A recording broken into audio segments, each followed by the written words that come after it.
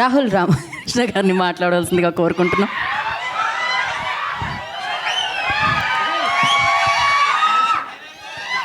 ఎంతసేపు అరుస్తారు నేను చూస్తున్నాను.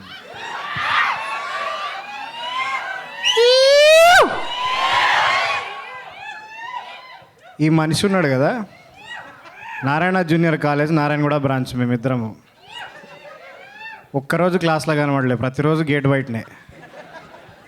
వాస్తవానికి మేమిద్దరం క్లాస్మేట్స్, 14 ఏళ్ళ దోస్తాన. ఫస్ట్ హుషార్లో టార్చర్ పెట్టిండు, హుషార్లో సరిపోయేదని ఈ సినిమా నాకు డౌట్ వచ్చింది. ఈ సినిమా చేసేటప్పుడు నేను హుషార్దే ఎక్స్టెన్షన్ సినిమా షూటింగ్ చేస్తున్నానా, ఈ సినిమా షూటింగ్ చేస్తున్నానా అని. కానీ చేయించిండు మొత్తానికి. సో ఆగా విన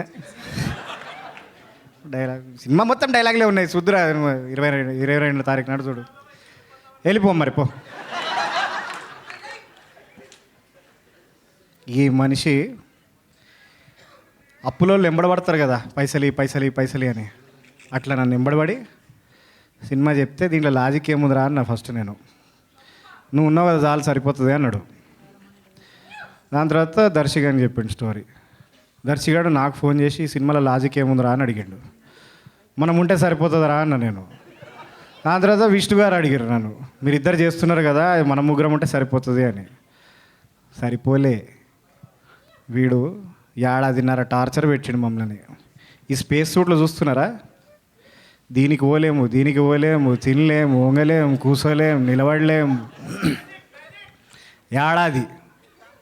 కానీ మేము 1.5 కష్టపడిన ఫలితము మీరు చూడాలంటే మార్చు గట్టి చెప్పా. ఫుడ్ పెట్టండి వీళ్ళకి ఎవరన్నా. 1 2 3 అంట, గట్టిగా చెప్పండి ఒకసారి. 1 2 3.